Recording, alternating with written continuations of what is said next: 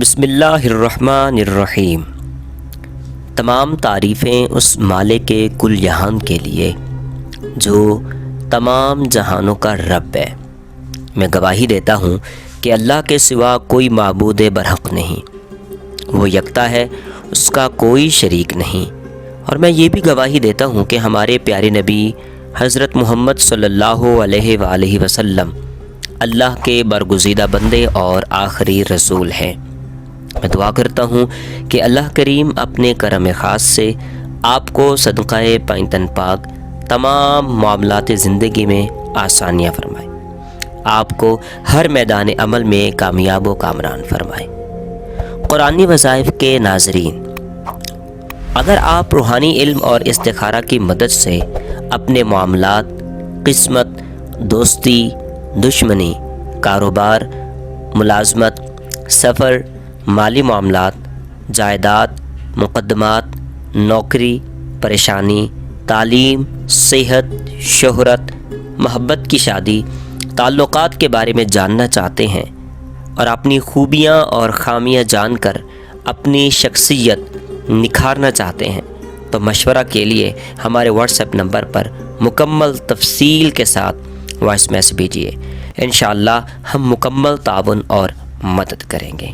قرآنی وظائف کے ناظرین، نافرمان اولاد کے لیے آج ایک بہت ہی اہم ترین وظیفہ بتانے جا رہا ہوں۔